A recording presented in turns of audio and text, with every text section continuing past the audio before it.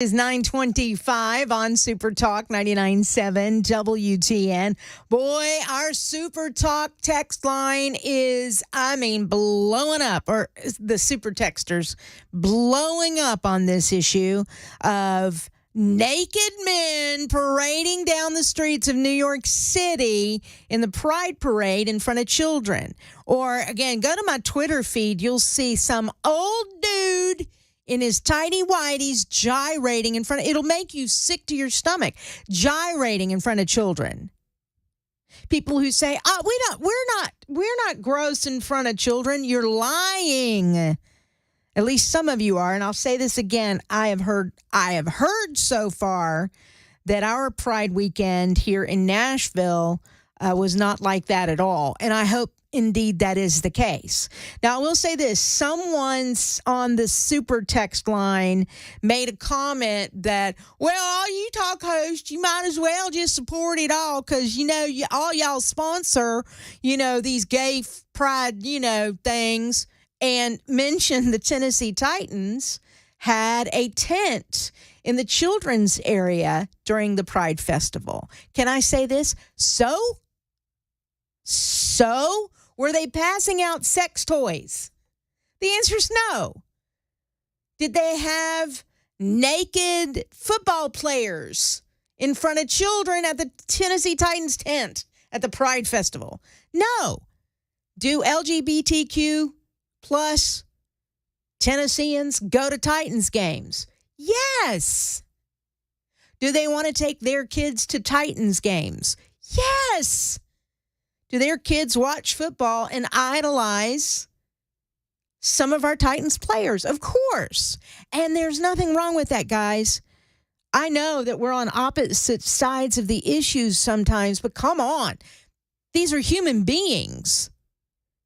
And thousands of people attended the Pride Festival this weekend in Nashville. More power to them. Don't care. Be prideful. Be proud of who you are. I don't care. Somebody's chastising me. Oh, you call yourself a Christian. Look, I'm not talking about Christianity right now.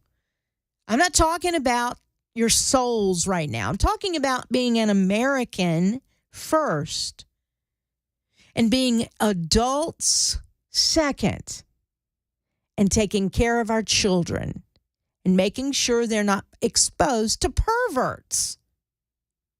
If you're acting that way in front of a child, you're a pervert. Plain and simple. If you're acting that way in front of children, you should be arrested. Like I said a moment ago, and I want to make sure I'm clear, I'm not stuttering. If you act that way in the parking lot of Kroger, you'd be arrested. Or if you were walking down Demumbrian naked or riding your bike, you'd be arrested. What's the difference? Someone said over the weekend on my Twitter, well, they, have a license for a parade. They got a license for it, so they can do it. I don't think that license supersedes our decency laws or indecent exposure laws. I don't think the license said that, it was a naked parade, for crying out loud. That's where I stand, and I'm sickened by what I saw. Sickened. 615-737-9986 is the phone number. You can super text there as well. We got a break for news. Coming up at 9:35, we've got Congressman Andy Ogles, who I'm sure has plenty to say about this and other issues involving LGBTQ+.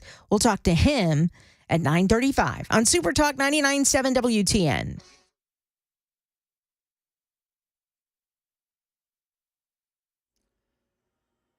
9:30 on the dot. I'm Ken Weaver with your top stories. Later this week, we're going to have to start talking about the potential for some severe weather. But what really steals the headlines this week might be the heat.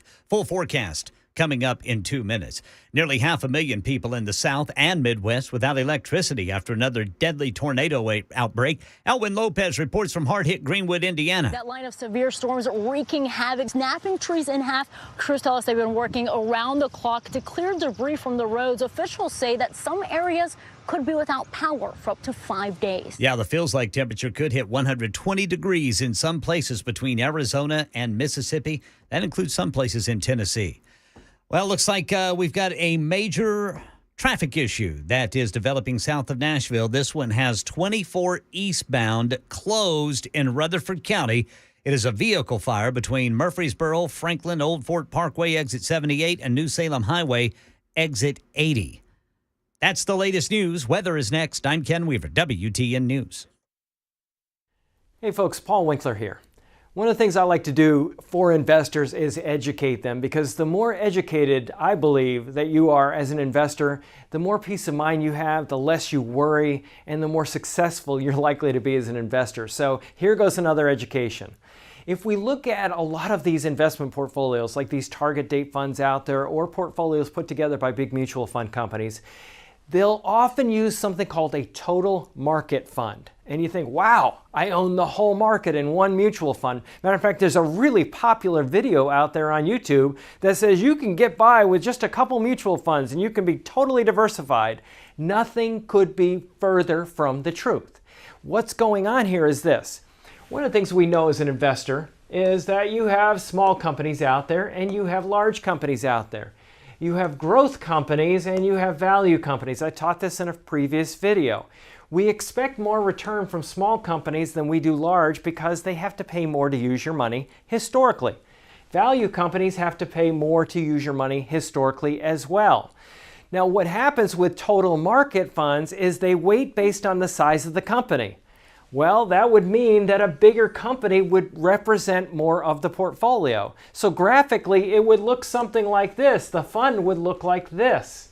That there's a ton of money in really big companies and there's almost no money in really small companies in those portfolios. So it's not really diversified. Do they own them? Yeah, they own them, but they almost have no money in them. So when these do really well, you're not really getting the benefit from it. What we would be better served doing is investing in various areas of the market and holding different types of funds to be more balanced between these areas. That's what academic research shows us, is if we can hold these areas more separately, then we end up with a better risk-return experience.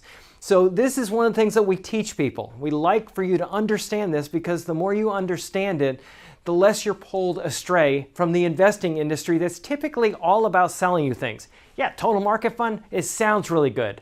Not necessarily so great in practice. Now, if you want to find out a little bit more and learn more about investing so that you're a more educated investor, why don't you take us up on a free 15-minute phone call. Go to paulwinkler.com.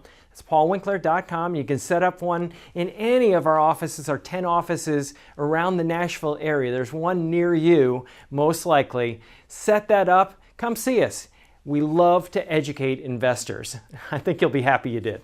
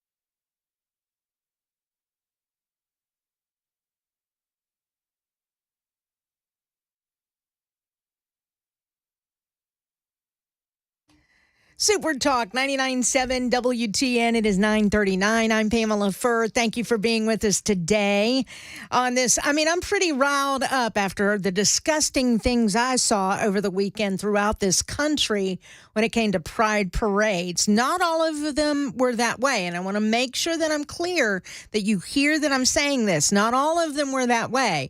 But there were some that were just horrible in front of children, and I'm riled up about it. I know that Representative Congressman Andy Ogles probably feels the same way. Good morning, Congressman. How are you today? I'm doing well, and you? I'm all right. I'm riled up over what I saw, the disgusting stuff I saw over the weekend. I don't know if you've had a chance to see any of the video footage from different pride parades. There was one in New York, there was one in Seattle, and there were some disgusting people doing disgusting things in front of children. Yeah, I mean, there was a time in this country where the children, the innocence of children was sacrosanct, and regardless of your orientation or your beliefs or whatever, and that's been lost, and so that's now what you're seeing manifest itself. This agenda to kind of the LGBTQI, LMNOP, whatever letter they've added now is more about attacking the family and attacking our kids than it is about anything else. It's not about rights. It's not about equality, because we have laws on the books that protect everyone now. And so this literally is an assault on the family. And quite frankly, I'm going to point the finger at the church and say, where are you? It's time to stand up, to be loud, and to preach the book, which is the family itself and the sanctity of the family. Nice. Well, you've introduced 2 gender bills last week, I think I've heard, to prohibit federal funding for drag shows in schools, and also expanding federal forms to include gender options other than male and female. Tell me more about those bills. First of all, you guys were in 7 straight weeks of session up there, so it's probably good to be home and take a little bit of a break. But tell me about these bills you've introduced. Well, you hit the nail on the head. I mean, they're quite simple and they're straightforward. So we'll start with the male-female option. Look, if you die today and you're buried, and in 100 years they unbury you, you're either a dude or you're not a dude. Now, you might be a dude in a coffin and a dress, right, but you're still a dude, okay? Right. And so this idea that the government should be kind of pandering to this fantasy that you're something other than what your DNA dictates. Folks, this is science. This is not bigoted. This is just science. You're either a guy or a girl. You can pretend to be something else. I don't care, but I don't have to live in your fantasy world, right. Period. And then over to our school kids, kind of getting back to the opening with the gay parades and some of the nonsense that happened. That's some of them, as you said, not all of them. That agenda, that material, that content should not be in our schools. The government should be not funding it. And so this is just a simple step by Congress to just draw a line in the sand to say enough is enough. We have a border that's open. We have debt that's out of control. We have an economy that's teetering on the edge.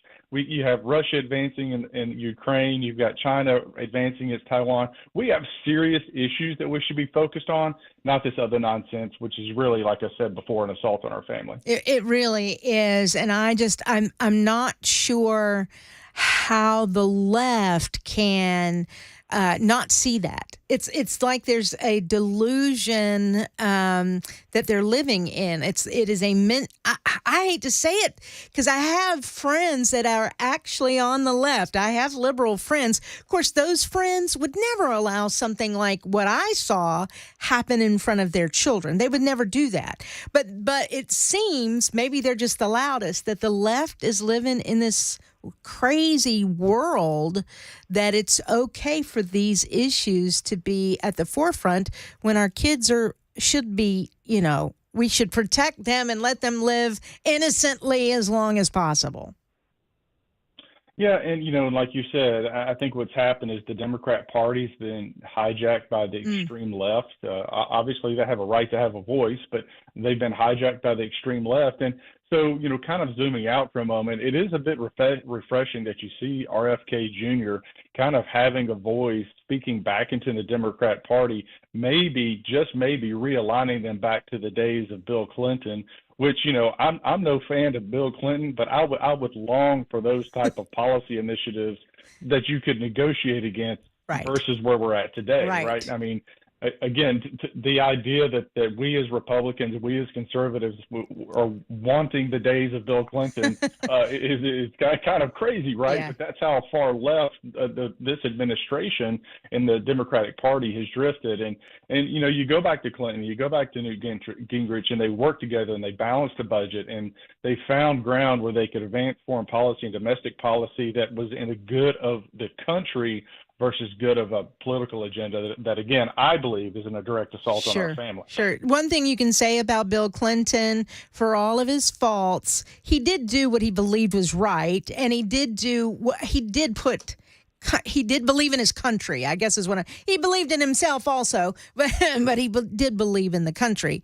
I'm not sure that the Democrats at this point believe in the country. I think they believe in power. They believe in that. That's their motivation, not what's best for America at all. So anyway. Yeah, and go ahead. Go ahead.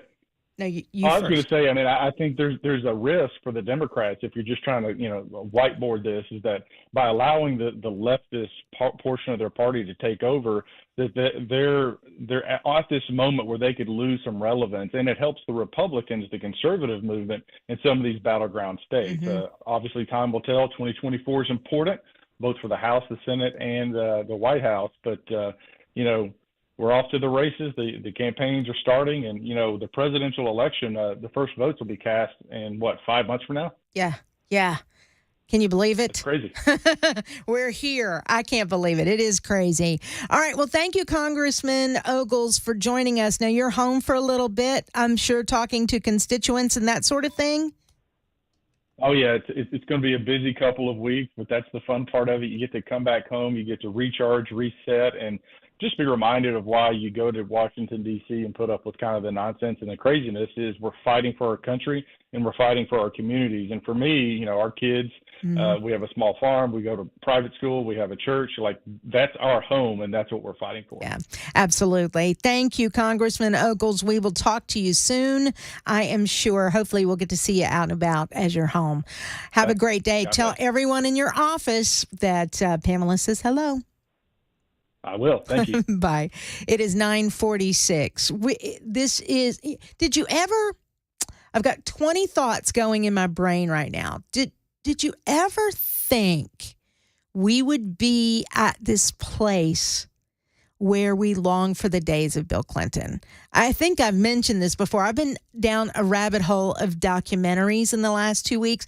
Actually, this weekend, I spent a lot of time watching documentaries on Watergate, which has been fascinating to me. You had a country that was just all up in arms over Nixon, the Nixon administration, and what happened there with Watergate. Compare that to what we're talking about with Joe Biden and Hunter Biden. It is so minute. It is nothing compared to what we're looking at today. But do you have a country that's all up in arms about it? No, you have half of the country that doesn't know anything about it because the mainstream media won't report about it because the mainstream media isn't talking about it. Or you're not seeing stories on Twitter or Facebook or whatever other social media platform that the other half of America spends their time on. It's not getting traction from their side. And if they see a headline, they think it's all conspiracy. They all think it's those MAGA Republicans are just trying to come after Hunter Biden, who's cleaned his life up and trying to be a good dad. I don't know where these voices are coming from today, but I had never heard that one. That was great. That was something else. I like that. I'm not sure I can do it. Is that it? Yeah, I'm not sure I can do it again. It's almost a female WC. It is, isn't it? Anyway. away. 615-737-9986. I know I've got Dwayne who's been holding for a while. We've got Gary who's also been holding for a while. I will take your calls and some of your super texts when we come back. But boy, it's just after what I saw this weekend, I mean, I'm just fired up and fed up with the left trying to convince us that what they're doing with LGBTQ isn't grooming.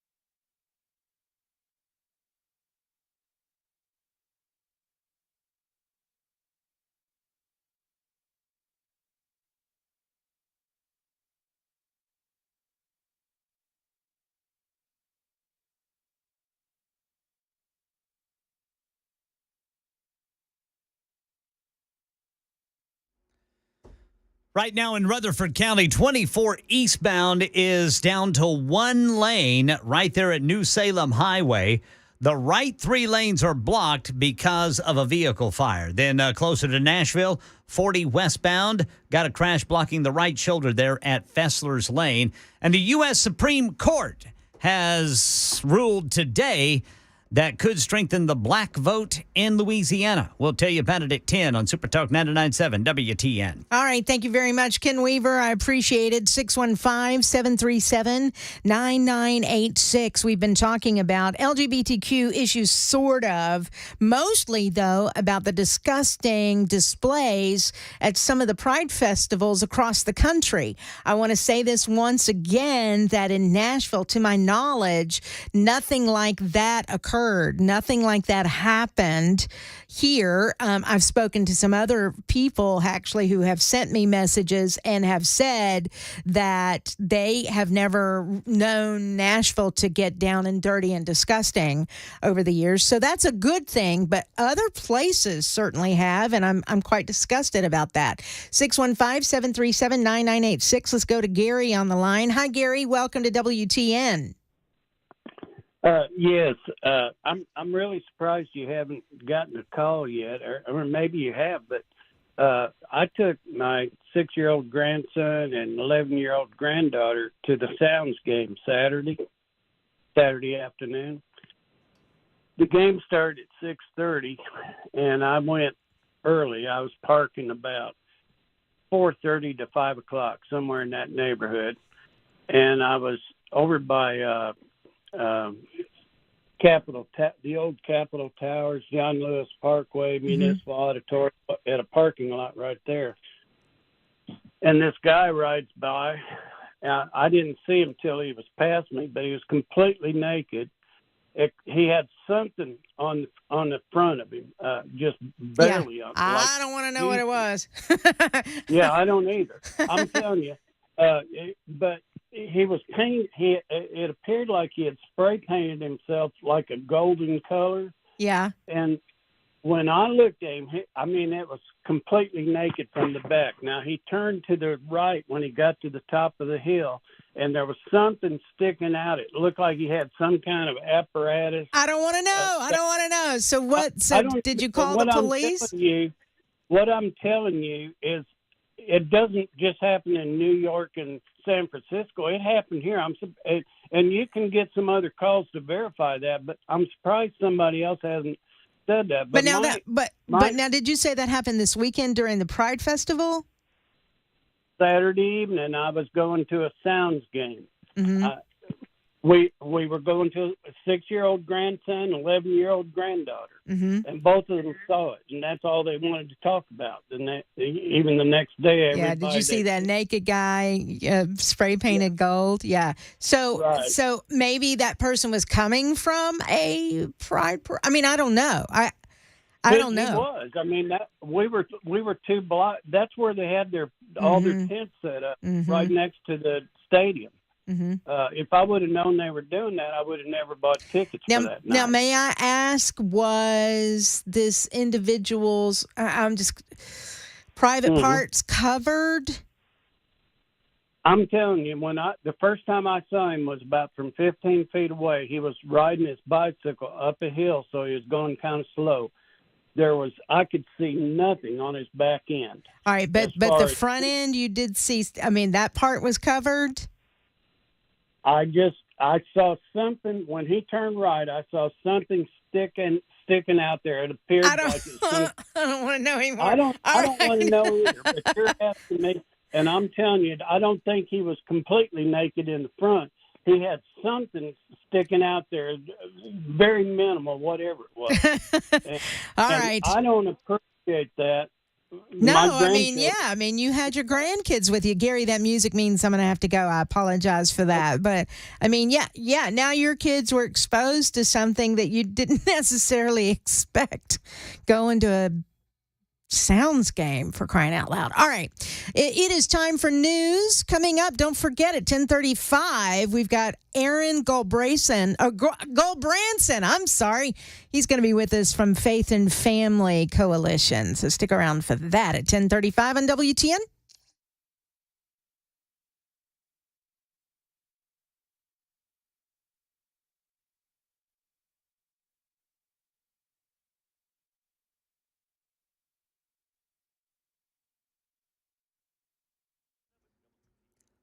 10 o'clock on the dot. I'm Ken Weaver with your top stories. Repeating those traffic problems right now in Rutherford County. 24 eastbound is down to one lane with the right 3 lanes blocked because of a vehicle fire at New Salem Highway. Then closer to downtown Nashville, 40 westbound at Fessler's Lane. The right lane is blocked because of a crash.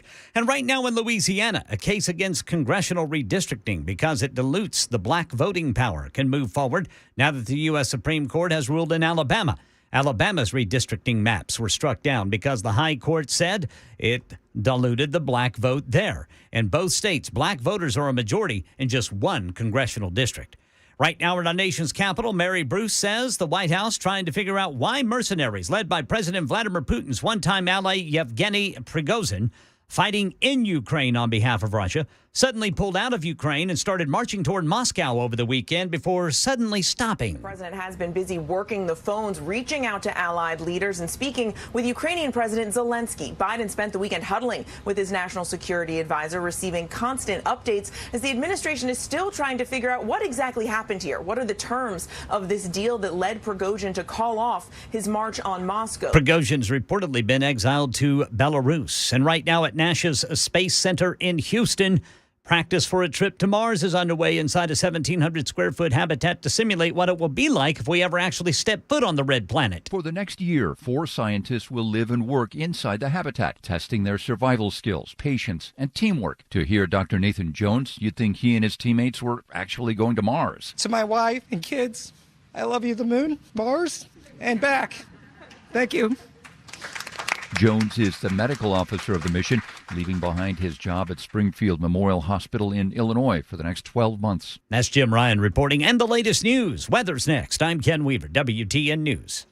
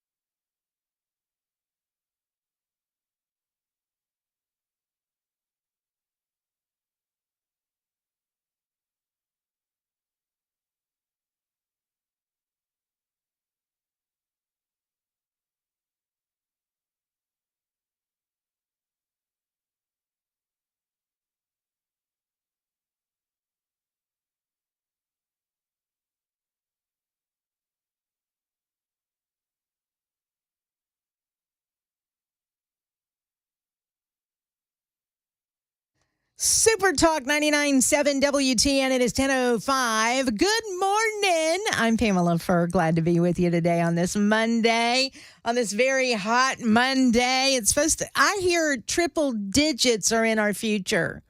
Well, I'm headed to Texas, so that's, I think at night it's Oh, still yeah. like 90 degrees. Oh, gosh. And I mean, I'm going to be at the border, like McAllen, Texas, that area. How does one dress when she wears black all the time? I'm a little concerned. No, it'll be fine. But Are know you what? leaving Wednesday? I am leaving early Wednesday morning. Gotcha. Okay. So I'm going to I've ordered it from Amazon. It's supposed to get here to one of those handheld fans. Oh, yeah, that's going to be clutch. You're going to need that. So I can use that to cool off and use it to bonk somebody in the head if somebody tries to take my wallet or something, or my Don't scare me phone. like that. I'm kidding. Or am I? All right. So we were talking about LGBTQ issues, pride parades over the weekend throughout the country, and just some very disgusting things that I've seen on socials of people posting, live videos from these parades and some of the disgusting things that were happening right there in front of children. And it just makes me sick. It makes me angry. But we could talk about that till Jesus comes. You know what I mean? Because I don't know if it's going to get any better until, honestly, some things turn around in this country. Meanwhile, I want to get to this because this is a very fascinating thing that's happening or happened in Russia. Now, I have pulled all these commentaries and all the things, all the talking head shows, but I think even that stuff is outdated at this point because Russia's defense minister has now made his first public appearance. That has now happened since a mercenary uprising demanded his ouster. Well, he wasn't ousted. He's there, and he was inspecting troops in Ukraine in a video that was released today. Of course, the video is aimed at projecting a sense of order. Everything's fine. We're fine. Everything's fine. It's fine. It's really the message I think that Russia's trying to project. But I have to be honest with you. I know a lot of the talking heads were saying things like, isn't he weakened now? Isn't this a weakened Vladimir Putin? And I don't see how, because this mercenary group, from my understanding, is only like 25,000 strong. Well, Russia's military guarding Moscow is 3 times as large. I don't know that Vladimir Putin at any given point was in truly any kind of danger, or the government of Russia in any kind of danger of being overthrown. But I'm not an expert. I just know what I've seen and the reports that I've heard, and it just seems like the uncertainty that was swirling around about the Russian defense minister's fate was perhaps someone's propaganda. I don't know. We're not sure of the rebellion leader and where he is and what he's doing. I know that Vladimir Putin said, we're not going to prosecute you. Just go back. There is some speculation that the reason why this rebellion leader turned his troops around is that Russians were threatening family members of those part of this group, this private army and whatnot. So, who knows? But there are those that are saying, what is his name? Yevgeny Prigozhin needs to stay away from open windows. He needs to make sure that his food is tested. Anything he drinks is tested before he ingests any of it. Russians are certainly known for spiking people's food, and you end up with smallpox or some sort of deadly disease. That is the Russian MO. So there are those that are saying he really, really needs to, if he's not dead already, he really needs to watch his back. A feud between Wagner Group, that was the name of this mercenary group, and Russia's military brass festered throughout the war. The Ukrainian war erupted into a mutiny that saw the mercenaries leave the country of Ukraine and seize a military headquarters in a southern Russian city. And they rolled seemingly unopposed for hundreds of miles towards Moscow before turning around less than 24 hours of leaving Ukraine and beginning their march toward Moscow, which is kind of interesting.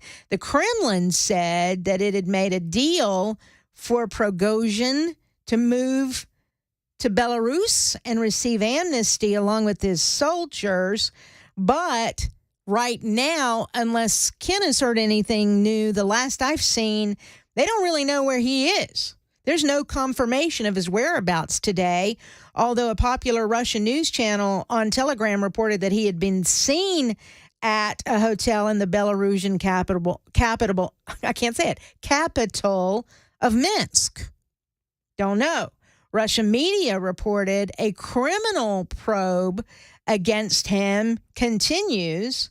And there are some lawmakers calling for his head. But what I've seen from Vladimir Putin, he has said he would not prosecute him. And I think when he says that, it's no, I can't do a Russian accent, but no, we will not prosecute. Knowing full well the people who work for Putin, no, they're not going to prosecute. They're going to execute. You know?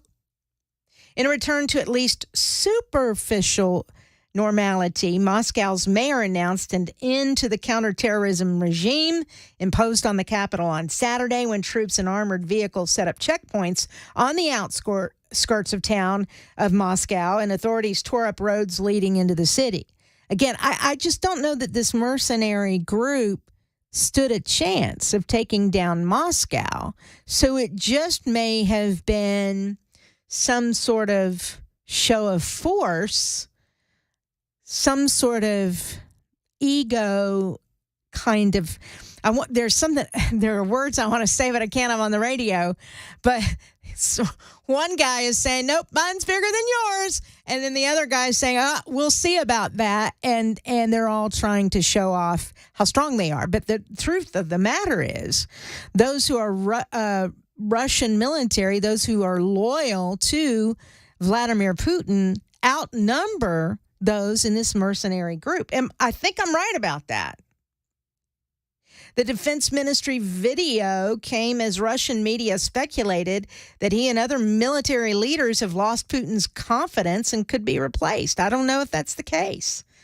The Defense Ministry guy was shown in a helicopter, and then he was shown meeting with officers at a military headquarters in Ukraine in this video that was broadcast on Russian media. But again, is that truth or is that propaganda? It was unclear also when the video was actually recorded, when it was actually shot. So it could be new, it could be old, something they have in their coffers. That's the thing about the Russians. You don't really know, do you? They're really good at propaganda. General Staff Chief General Valery Germasov, also a main target of Prigozhin's ire, has not appeared in public either. It's unclear what will ultimately happen to Prigozhin and his forces under the deal purportedly brokered by the the president of that country. Though his mutiny was brief, it was not bloodless. Russian media reported that several military helicopters and a military communications plane were shot down by Wagner forces, killing at least 15 people. I did not know that. The Defense Ministry has not commented on that, but those are the reports. Now, Prigozhin is denying there were any casualties on his side, but media reports indicate the airstrikes hit some Wagner vehicles, and messaging app channels featured images of the damage. But again, is that propaganda or is that true? Propaganda or real?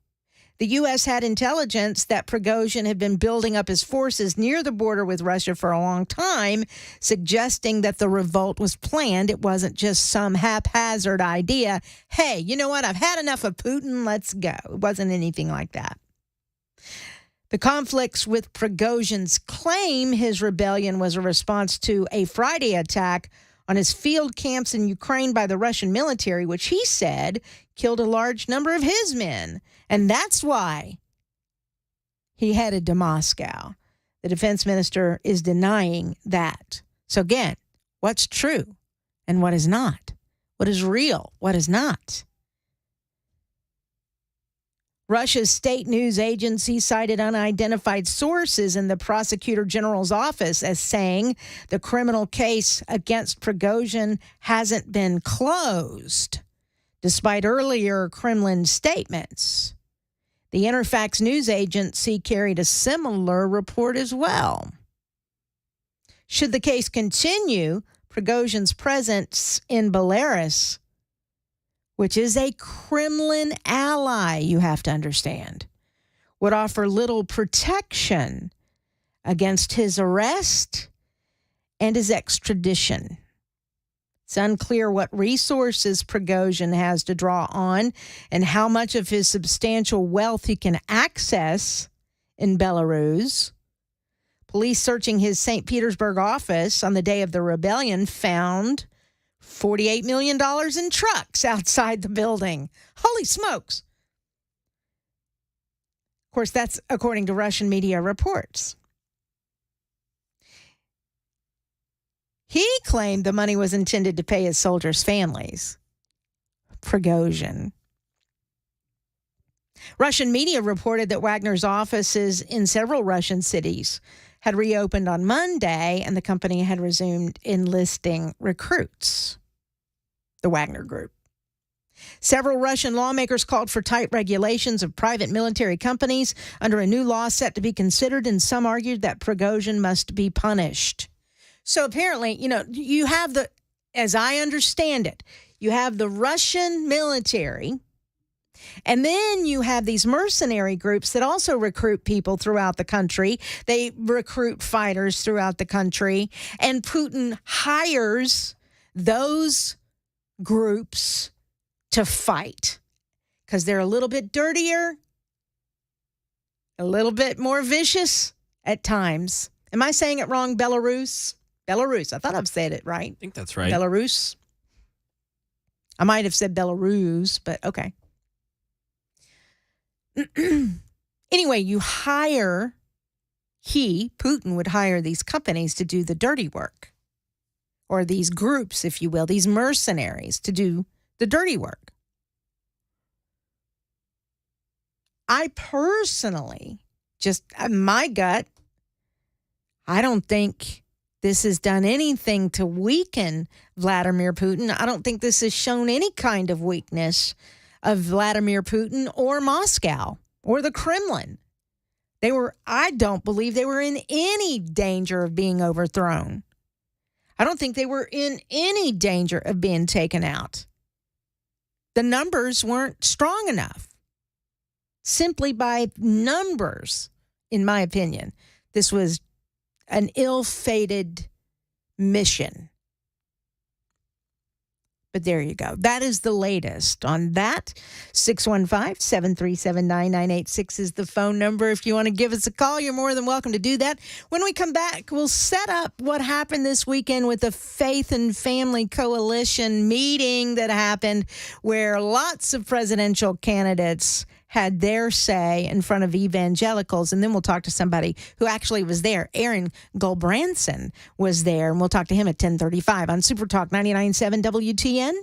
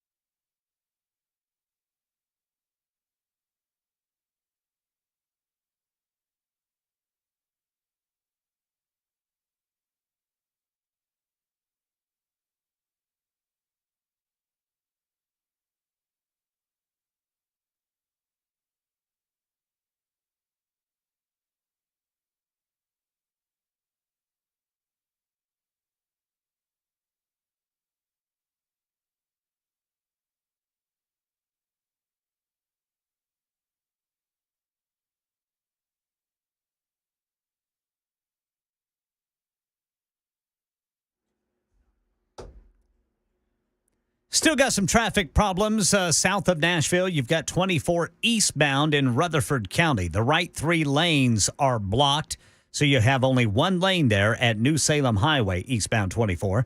Closer to downtown Nashville, still working a crash, 40 westbound at Fessler's Lane. The right lane blocked there just east of downtown. And another one of this country's mass shooting suspects is headed to prison. We'll tell you how coming up at 10:30 on Super Talk 99.7 WTN. Good. And I can't wait to hear that at 10:30. Thank you, Ken Weaver. By the way, it was so fun to party with you this weekend. Yeah, we had a good time. We did, Mac. I know. I had something come up. I had a friend who needed my help, so I had to be there. Okay, well, that's cool. Well, you didn't miss the cannonball contest, Brother Mac. We were not able to hold it. Oh, what? Yeah. Because you won so quickly. It was everybody figured that I would win. Yes. So we're like, we don't even want to play. Yeah. We don't even want to play. It's kind of like whenever people play Alabama in football. They're like, all right, well. Indeed. Thank you. Roll Tide. I can't wait for football. Brother Murphy's going to get me for that. I don't know why. You're an Oklahoma fan. But let's just say this. It was a great... Sorry, I had to real quick. Why? Why are you doing this to me? Good grief. Well, look, I've got my Alabama coffee mug here going. Yeah. Roll Tide. Yeah. Anyway, it was a pool party over the weekend at Brian Wilson's house. And so, yeah, we missed you, Mac. But it was a really nice time. They have a great porch that if I could live on that porch, I would. If they wouldn't kick me off, because it's the perfect amount of sunshine and the perfect amount of shade. And that's what Sister Pamela loves, is that perfect amount of shade. Because Sister Pamela is a natural redhead, and natural redheads fry in the sun. No matter what kind of SPF you may have, it doesn't matter. The frying will commence. Mm-hmm. And so I stayed in the shade most of the time, but it was a good time. Loved seeing you there, Ken, and it was a good time. All right. The former governor, and I don't mean Donald Trump never was a governor. That was a dumb statement. The former governor of New Jersey spoke at the Faith and Freedom Coalition conference this weekend, where lots of presidential candidates were speaking this weekend, including Donald Trump, who was the keynote speaker. But I want you to listen to what Chris Christie said for a minute. This to me was gold, pure gold. And remember, I am a Chris Christie fan, but he stands not even a snowflake's chance of winning the Republican nomination. And I do believe he knows that. I don't think that's why he's out there. Tell me I'm wrong after listening to this. That is a failure of leadership. And you can boo all you want. But here's the thing. Our faith teaches us that people have to take responsibility for what they do. People have to stand up and take accountability for what they do. And he doesn't believe that Donald Trump has done that, not once, not twice, not 3 times, not at all. Chris Christie was on the Talking Head shows over the weekend, too, to talk about the reaction to the things that he was saying at the Faith and Freedom Coalition meeting over the weekend in front of a ton of Trump supporters, in front of evangelicals who to this day support Donald Trump. Of course, I expected the boos. That is predominantly a Trump crowd. But they need to hear the truth, too. That, character is the single most important element of a president of the United States. Now, I don't disagree with that. Of course, character is an element that we should hold high when it comes to voting for president of the United States. But you're all flawed. Every one of them are flawed. Just like I'm flawed. Mac Murphy. Oh, my gosh. Mac Maury is flawed, who's not listening right now. Ken Weaver. We're all flawed. Character does matter. The only one that I think probably is so vanilla that he hasn't had any flaws because he doesn't really get involved would be Mike Pence. Now, that's just my opinion there.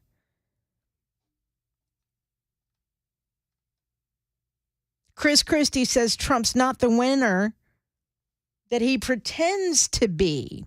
Look, this guy lost in 18. He lost the Senate and the White House in 20, the House in 18. He lost 2 more governorships in the Senate race in 2022. He is a 3-time loser. We do not need our party to go to a 4th loss. What? I mean, do you think you're going to win? Anyway, that's why he believes Trump should not be the Republican Party nominee in 2024. It's not about whether you think Donald Trump has been treated fairly or not by the media or by elements of the Justice Department. It is about whether he is a man of character who can lead this party to victory. And I don't believe he can. And I don't know if you've heard the entire speech that Donald Trump gave, but he did talk about the, quote, stolen election. He talked about several things that happened during his presidency that not everybody has looked at as favorable.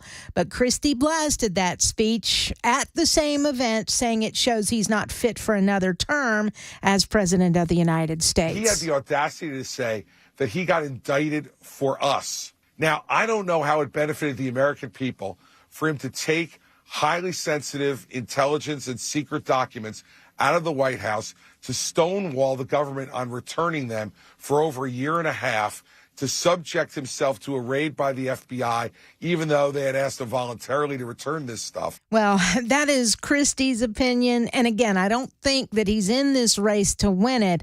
I think he's in this race just to poke the bear being Donald Trump.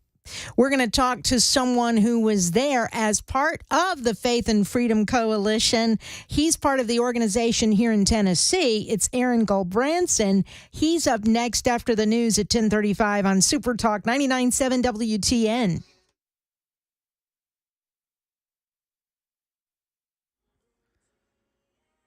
$10:30 on the dot. I'm Ken Weaver with your top stories. Full forecast coming up in 2 minutes. Another one of this country's mass shooting suspects is headed to prison.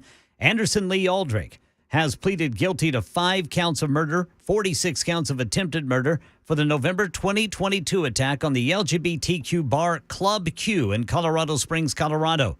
Aldrich will receive 5 consecutive life sentences without the possibility of parole.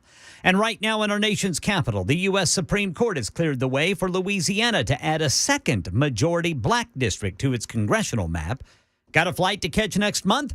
5G technology set to get switched on early next month, but some domestic airlines might not make the deadline to retrofit their airplanes in time. July 1st, the deadline, and Transportation Secretary Pete Buttigieg says there could be delays or cancellations as a result. That's the latest news. Weather's next. I'm Ken Weaver, WTN News. Hey folks, Paul Winkler here. One of the things I like to do for investors is educate them, because the more educated I believe that you are as an investor, the more peace of mind you have, the less you worry, and the more successful you're likely to be as an investor. So here goes another education. If we look at a lot of these investment portfolios, like these target date funds out there or portfolios put together by big mutual fund companies, they'll often use something called a total market fund. And you think, wow, I own the whole market in one mutual fund. Matter of fact, there's a really popular video out there on YouTube that says you can get by with just a couple mutual funds and you can be totally diversified. Nothing could be further from the truth. What's going on here is this. One of the things we know as an investor is that you have small companies out there and you have large companies out there. You have growth companies and you have value companies. I taught this in a previous video. We expect more return from small companies than we do large because they have to pay more to use your money historically. Value companies have to pay more to use your money historically as well. Now, what happens with total market funds is they weight based on the size of the company. Well, that would mean that a bigger company would represent more of the portfolio. So graphically, it would look something like this. The fund would look like this. That there's a ton of money in really big companies and there's almost no money in really small companies in those portfolios. So it's not really diversified. Do they own them? Yeah, they own them, but they almost have no money in them. So when these do really well, you're not really getting the benefit from it.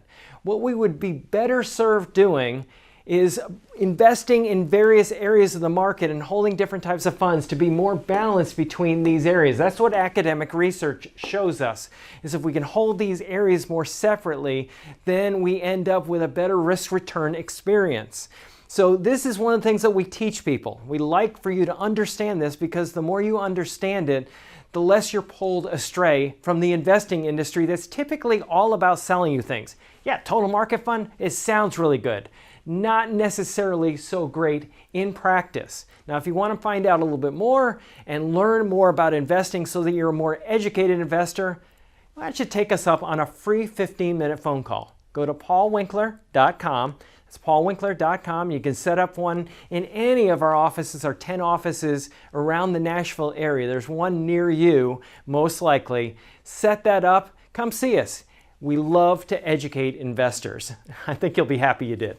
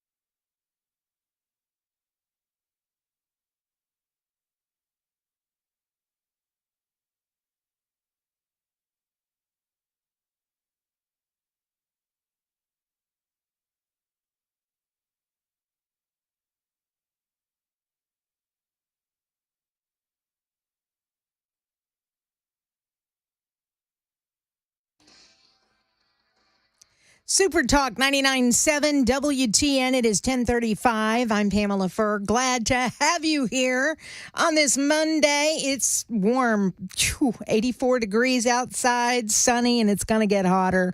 So, try to dress appropriately.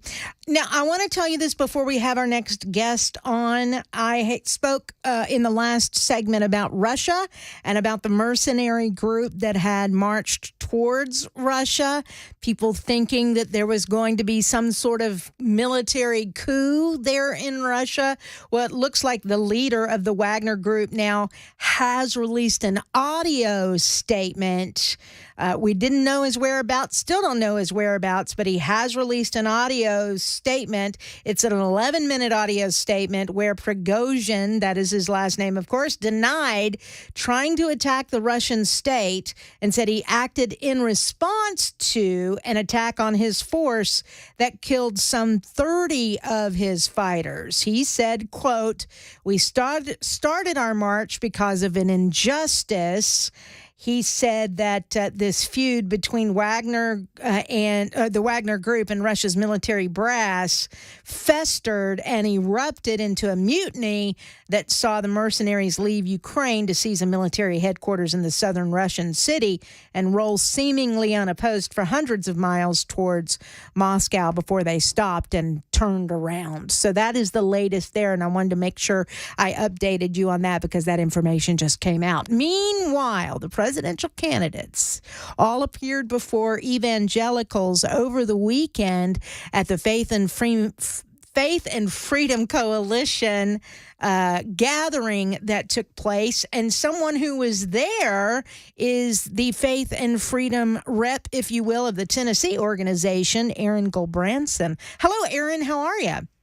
I am doing wonderful. How are you? I am fine. Now, are you still in the area where this took place, or have you come home yet? So, this just shows you how much of a priority you are. All the airport stuff was canceled last night from basically Detroit in the East Coast. Oh. And so I drove back with my chairman of my board overnight, arrived at about 8 o'clock, took a brief cat nap, and just mainlined a ton of coffee so we get to talk. So there you go. I love it when you mainline, Aaron. I love it when you mainline. All right. So, well, tell me, so did all of the Republican presidential candidates appear at your event or the more known ones? Well, how did that work? Actually, it was every last one, including some of the ones that I'm forgetting the name of. But yeah, of course, it's a very fun experience to be a state director at these kinds of events because you get to go in the green room and observe. I think the least popular person there, and obviously it made national news, was Chris Christie. Mm-hmm. Yeah. Were the boos as bad as I think they were, or that I've heard that they were on the audio tapes? Yes, they were bad. Of course, he pretty much made it his mission to go in there and antagonize the crowd, and then to no surprise whatsoever, it worked. It worked. And then the man spent literally more time on CNN in the next hour and a half than he spent in the building. So okay, that's funny. See, which tells me he has no intention of winning. He has no intention of winning over voters to his side at all. He's only there to poke the bear. That's it. Right. Which is ironic considering, Donald Trump has been accused of being a troll in the past, especially when he was on Twitter. And there's Chris Christie criticizing the former president, putting it mildly, but yeah. So. All right. Well, who do you, in your opinion, obviously Donald Trump was the keynote, and obviously he did well with that evangelical crowd.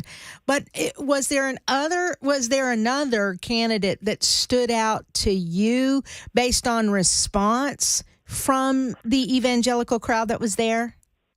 Well, I think 100% it's clear that the evangelicals love and respect former President Trump, and I think they're with him. But I also think that there's, obviously smokiness in other areas, but I think by and large, the best winners from this conference are Trump. Vivek Ramaswamy wowed and impressed people. That's what I heard. I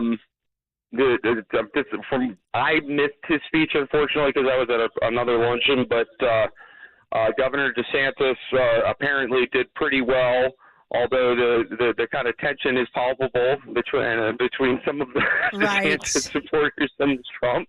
Right. Obviously, everybody who's looking to go defeat Joe Biden next year, or whoever winds up taking his place if he doesn't make it all the way, would do well to not really engage in a personal fight there. So. Right. Isn't it funny, though, that when you're talking about personal fights, that the ones who could be most vicious tend to be sometimes the evangelicals? And I'm saying that as an evangelical. Oh, yes. Listen, we all know Jesus, but I think we very often need him just a little bit more in these situations. So. Right. We need him to just kind of calm that raging spirit that wants to tell somebody off. I live it every day. Live it every day. Very, very true. All right. Well, what else? I mean, from this, the Faith and Freedom Coalition organization meeting this weekend, what else would you say were the highlights? And obviously you're getting an idea of what the evangelicals are looking for. And again, it seems like most of their support goes strongly on the side of Donald Trump, even with the indictments. In fact, probably with the indictments, it probably kind of strengthened the support of evangelicals and maybe even brought some more along that may have waned, over the last year or so. I think that's right. I think the support amongst evangelicals has solidified. I think anybody who was at the room, and I haven't gone through and found all the newspaper articles and all that, but I think anybody who says the conservative movement, and especially the conservative Christian movement, is not diverse is absolutely lying. All you had to do was walk around that room, and you found an amazing amount of Latino Christians that were there. You get an amazing amount of African American Christians that were there, Asian American Christians. There was just so many people of all different backgrounds, and I do believe that the enemy likes to deceive, and so divide. And divide. So there's this perception that the left-stream media has created, and the Democrats have created, that they're just really white people having their little Trump thing there in D.C., and nothing could be further from the opposite. And in fact, actually, Pastor Mark Burns, he led a little impromptu revival that had roughly 500 people in the lobby of the hotel where all this was going on. Wow. Now, who is he a pastor? Where is his church? I'm forgetting the name of the church off the top of my head. Sorry. But he was one of the prominent pastors who was an evangelical advisor to Trump. Oh, yeah. And, he's then put some pictures and gotcha. That, praying. But, yeah, he went down there, started playing the piano. And as I'm apt to do, I came in for smoking a cigar. And I'm wondering why this entire downstairs of the hotel is cheering and yelling. I'm thinking, okay, did a big celebrity just make an appearance or something like that? Right. Nope. They were singing and praising to Jesus and supporting each other. Yeah, which is the way evangelicals are supposed to behave. And the truth of the matter is, let's get it down to the spiritual side. Some people accuse me of being a fake Christian, but let's just be honest here. We are going to have to pray for this country. We're going to have to pray for our leaders, and we're going to have to pray for this election, because let's get it all down to the spiritual side, there is an enemy, and it's not flesh and blood. And that enemy does not want a Donald Trump or anybody else who may stand for the life of a child, who may stand for freedom of religion. I can go on and on and on down the list of things that evangelicals believe in that go hand in hand with your American rights. And so we have to fight first on our knees, and then at the ballot box. So if revival broke out there at your Faith and Freedom Coalition meeting, boy, that was the best place for it to happen. Yes, ma'am. All right. Anything else you want to share? Any other experiences over the weekend? That I'm going to keep my eyes on Vivek Ramaswamy. He keeps impressing me every single day. I think he is positioning himself for certainly VP contention, if not cabinet contention, at some point in time. Mm-hmm. Just an interesting observation is the crowd was a lot more polite to former Vice President Pence. We did have very good Tennessee representation. Nice. On our Thursday at the town hall we had at Capitol Hill, our two favorite senators, Marsha Blackburn and Bill Haggerty, spoke. I was privileged to introduce them. And then what I call him is Tennessee's favorite mayor, Knox County Mayor Glenn Jacobs. He spoke on Friday for about 11 minutes on the importance of faith in the public sphere and how we should be excited about the future and things to come. And you can find Glenn's speech and a few of the others on our social media, and we're going to be blasting them out so everybody can see it. Excellent. That's Faith and Freedom Coalition on your social medias. Yes, ma'am. Got it. I didn't mean to interrupt. You were going to say? Oh, and I was going to say, and then the last thing is most people that know us here in the state of Tennessee know that our biggest issue on a day-to-day basis is fighting child and human trafficking. And I was so encouraged with the meetings that we had with people around the country that are looking to come in and support the work that we're doing. So we are at war with the child and human traffickers inside the state of Tennessee, and help is on the way. Excellent. Love that. Help is on the way. Well, and part of that is securing the border. Yep. Big part of that is so I would think that you and Mark Green probably have lots of meetings scheduled in the near future. Yeah, we have a really good relationship with the congressman. He's a really good man. Yeah, absolutely. All right, Aaron Goldbranson with Faith and Freedom Coalition. Thank you for joining us. Thank you for giving us the highlights from this weekend. I know you probably want to go back and take another nap. That was a long, long drive from D.C. So thank you for being with us, though, and we'll catch you on the socials and we'll catch text messaging, I'm sure. All right, sounds good. All right, I appreciate you. Sure, have a good one. All right, it is 10:48. Lots of speeches that were great speeches at this event over the weekend. Everybody's telling me Vivek's Ramaswamy's speech was incredible. I think if Ron DeSantis could find the passion that Ramaswamy has, he could, his poll numbers could probably be a little bit higher. You know what I mean? Anyway, more to come. I'm Pamela Furr on Super Talk 99.7 WTN.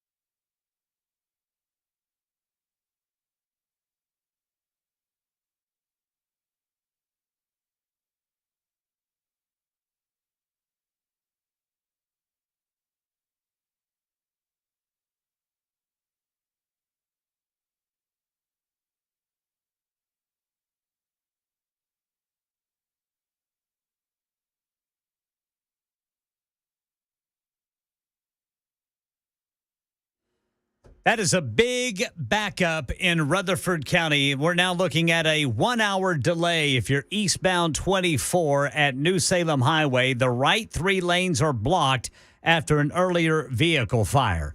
And Fox News has just announced Tucker Carlson's replacement, and the leader of that mercenary group, Wagner, has resurfaced after this weekend's event some said was mutiny on Moscow. These stories and more at 11 on Super Talk 99.7 WTN.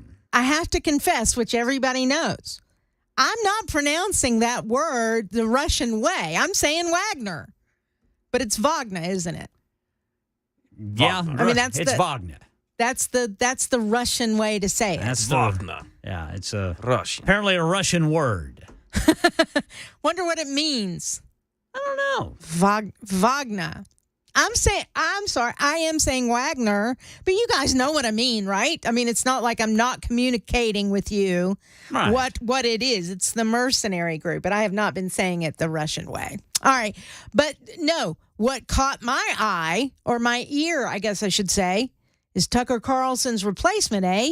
Yeah. And you're not going to tell me before 11 o'clock, are you? Nope. Oh, got to get that time spent listening, Dad, Sister Pamela Furr. And I'm trying not to Google and go ahead and reveal it.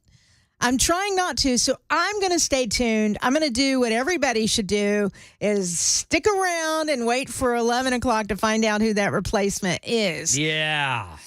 Dadgummit. Yeah. Well, is it? Put those phones down. Don't text me. Don't super text me. Please do not. Yeah. I don't want to know. I'm going to listen at 11 o'clock. By the way, while you're here, and I know you guys probably aren't as pleased with this eye candy as I am, but have y'all seen RFK Jr.? Yeah, doing push-ups without a shirt. It's like, I want to see him and Vladimir Putin in the celebrity death match. You know, I'm going, wait a minute, is he taking a cue out of the Putin rule book here? Because Putin's everywhere without a shirt, right? And he's an old dude. Well, here's RFK, not exactly young and looking dang good. He's yoked. He is yoked. Yeah, he needs to get a belt with a big buckle that says boss. Well, is it? Yeah, he's in his 60s, right? What does yoked mean? Jacked, ripped. Oh, okay. He's yoked. Yeah. That's a new one on me. There you go. Sorry about that. Oh, my goodness. I mean, he doing push-ups. Yeah. And I'm thinking. And sit-ups. I don't even think. I hate to say this. I'm not making fun. Okay, I am. Joe Biden, if you put him on the floor, I don't think he could get up. Well, he hopped up pretty fast after tripping over that sandbag. With assistance. Oh, yeah. With assistance. And he wasn't shirtless. And he was not shirtless. But, you know, I mean, if you're going to, how old is, will you look up how old RFK Jr. is? I think he's 70. If you're, dang. Yeah, 69, yeah. 69 and looking like that, shirtless. It's incredible. Holy smokes. Mm-hmm. Been eating his spinach. Now tell me that doesn't exude strength. I mean, the second I saw that, I mean, I wasn't lusting. I was just going, holy smokes, he could kick somebody's it's impressive. booty, you know, big time. Is very impressive. So that also tells you, I mean, he's a healthy guy. So he's got stamina. He's going to be able to be out there, you know, shaking hands, kissing babies, and making policy decisions without a Geritol shot. I think that's probably pretty important for a president. And might just pin Putin to the mat. Yeah, he just might. All right, news is next. Stick around on Super Talk 99.7 WTN.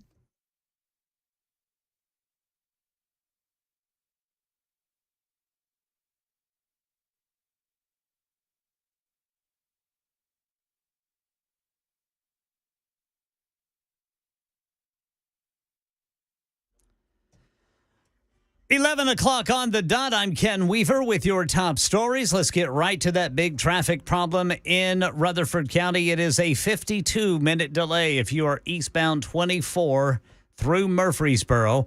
You've got the right 3 lanes of 24 eastbound blocked right there at New Salem Highway because of an earlier vehicle fire. Well, the leader of the mercenary group of Wagner has resurfaced after this weekend's event some said was mutiny on Moscow. Yevgeny Prigozhin says the pullout of his troops from Ukraine to march toward Moscow instead was not an attempt to overthrow President Vladimir Putin. Prigozhin says it was a march of protest against those he says made a huge number of mistakes during the special military operation, is how he put it. Prigozhin repeated that he turned the march around to avoid Russian bloodshed. Well, another one of this country's mass shooting suspects is headed to prison. Anderson Lee Aldrich has pleaded guilty to 5 counts of murder and 46 counts of attempted murder in the November 2022 attack on the LGBTQ bar Club Q in Colorado Springs. Aldrich will receive 5 consecutive life sentences without the possibility of parole for the murder charges. Meanwhile, in Pittsburgh, Pennsylvania, another mass shooting case nearing conclusion. Robert Bowers, convicted earlier this month for the murders of 11 people at the Tree of Life Synagogue back in 2018. Aaron Katursky says jurors are now deciding whether he gets the death penalty. This is different from an insanity defense, but the defense is trying to give the jurors a reason, perhaps, to spare his life. And for prosecutors, it is going to be a brutal account for the community that they give of who the victims were, how they lived, and how they died. Bowers' defense says he was going through some things in his life when he shot those people. And as I mentioned before, Fox News announcing Tucker Carlson's replacement. It's going to be Jesse Waters at 8 o'clock time slot. That's the latest news. Weather's next. I'm Ken Weaver, WTN News.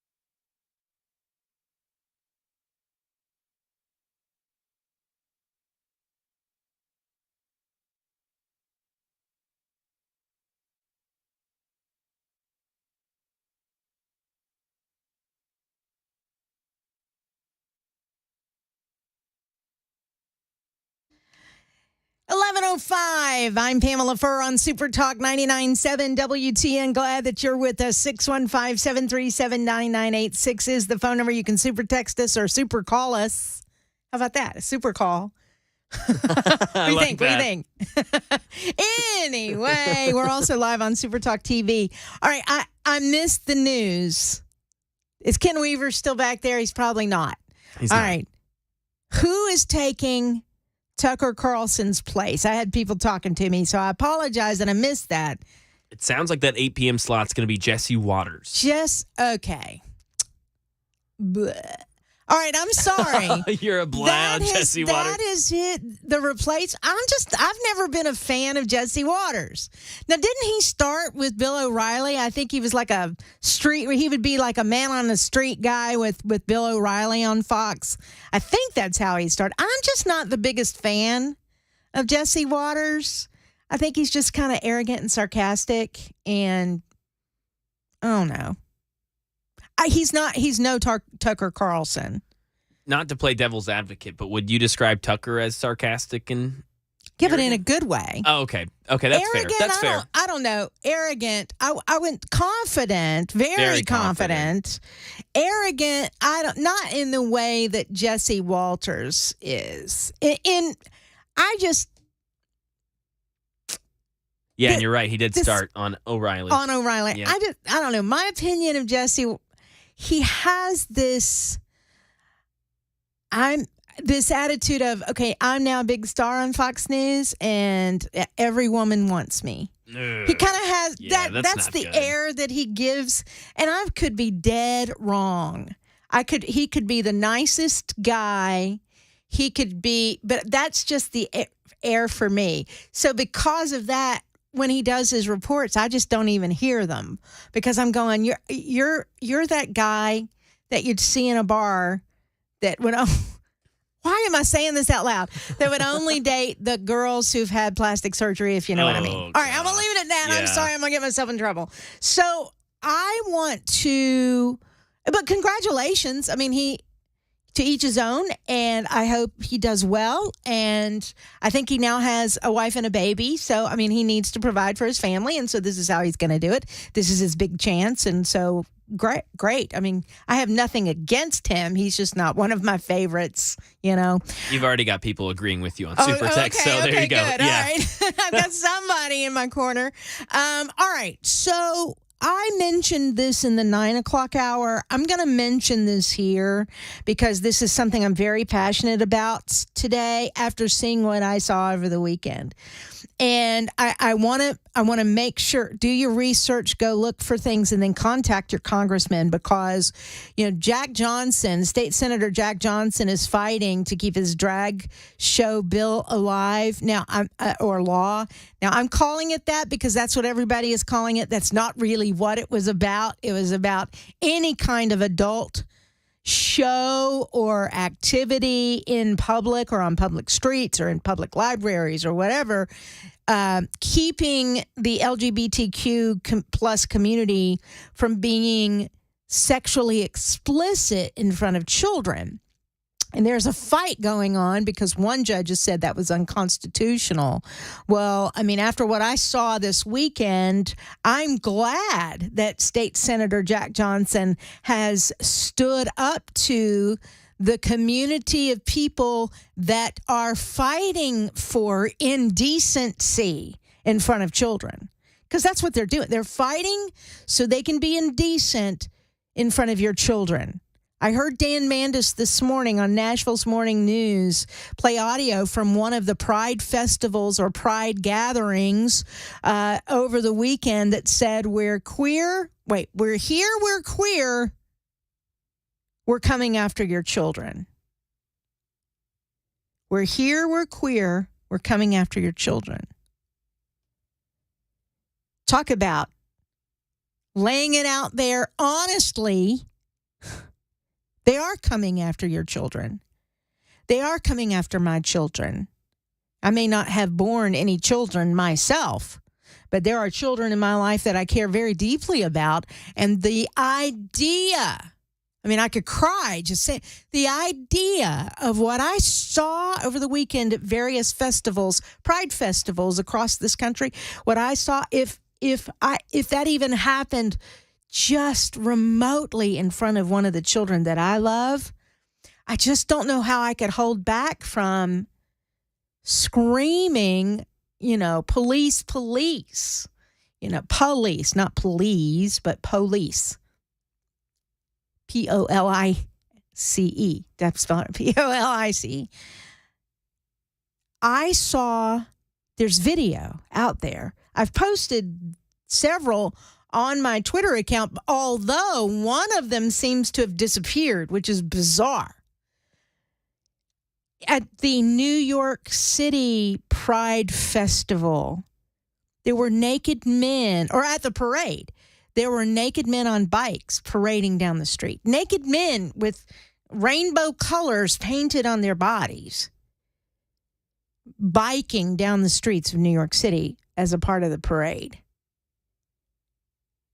That's bad enough, but what I saw lined on the streets were 4, 5, 6-year-olds, 7-year-olds watching all of this. Watching it. There's another video of I'm about to cry. There's another video of a man, just this portly, overweight, older guy in his white underwear stopped in the middle of the street and started gyrating in a sexual manner. You know what I mean? Looking straight at the children standing there on the side of the street. You could see his, you know what? You could see he was excited to be there, at least getting that way. It was gross. It was grotesque. It was inappropriate. It was indecent in front of those little children. What is wrong with you people who think that's okay? I don't understand. My brain cannot comprehend it. Now, some are saying, but what about the parents who brought their kids to that parade? I'm going to give those parents the benefit of the doubt. I don't know that they knew that was going to happen. At the same time, I'm not sure if any of those parents, when that dirty old man was doing what he was doing in front of those children, I don't know that I saw any of the parents grab their kids and got them out of there. Then again, the person that was taking the video was focused a little bit more on that dirty old nasty gross guy, as opposed to we saw children were standing there, but they didn't do they didn't do a huge focus on the kids. Thank God.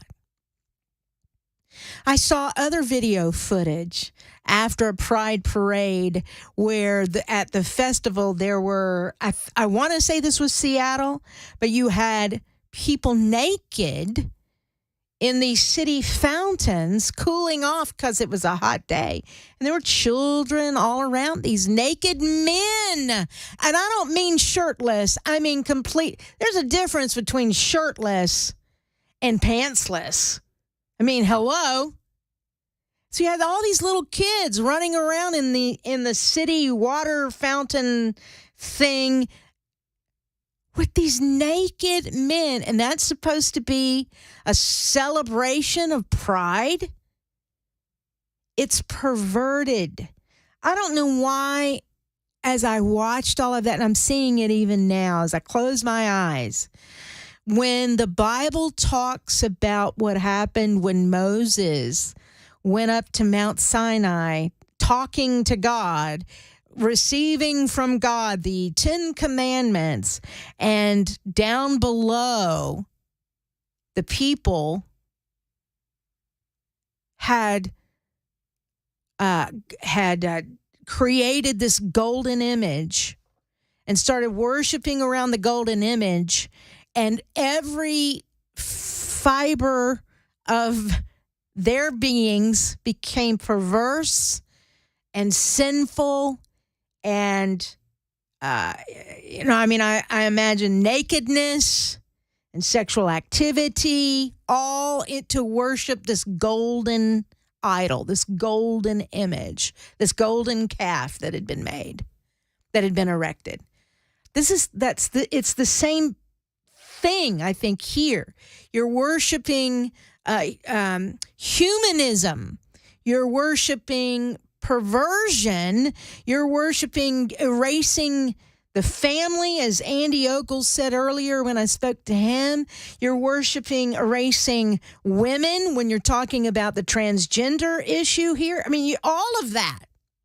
This is what is happening in America. Look, I don't care if you are LGBTQ, fine. That is between you, your family, and your God. I don't believe in discrimination. I don't think anybody should be discriminated against because they happen to love the same sex.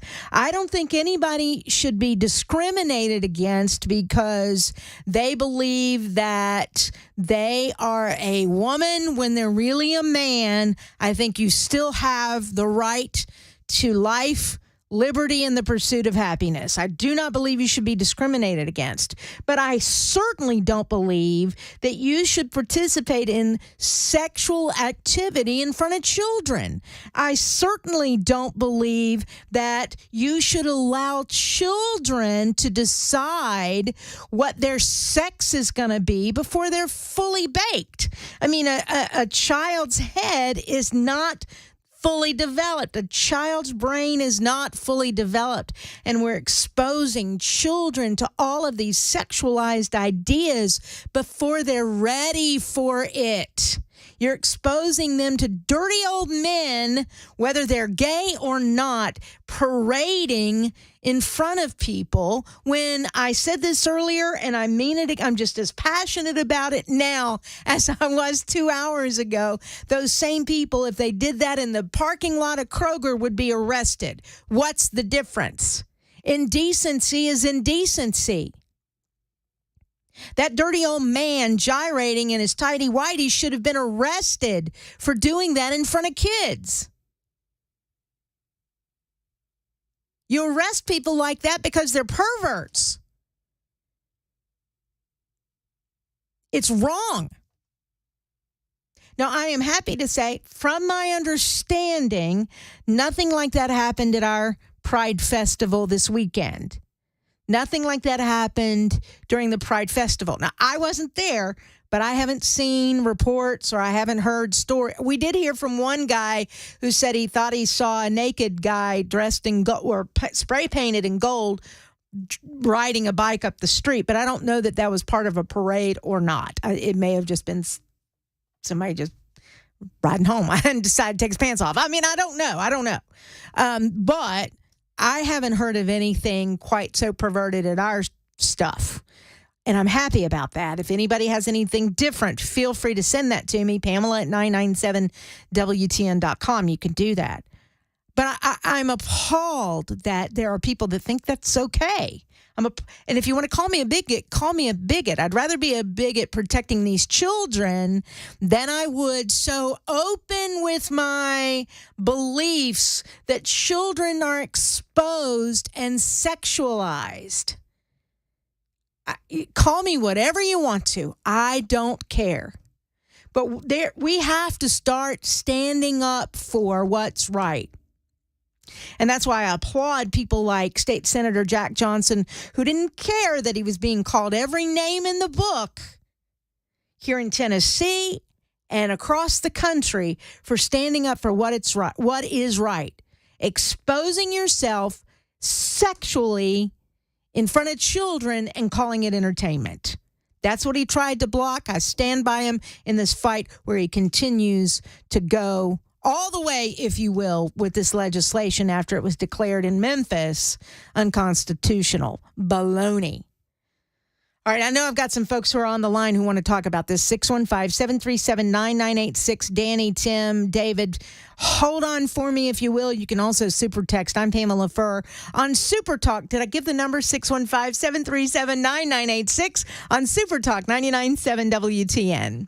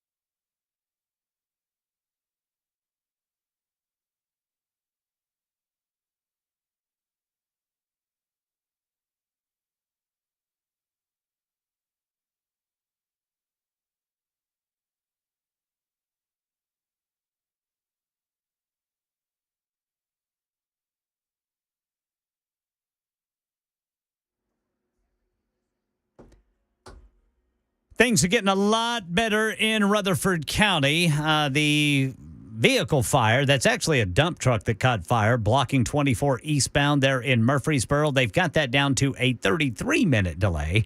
Just about 5 minutes ago, that was an hour delay. But the right 3 lanes are blocked and could be for some time while they try to clean that dumpster truck fire up there in Murfreesboro, again blocking the right 3 lanes of 24 eastbound and New Salem Highway.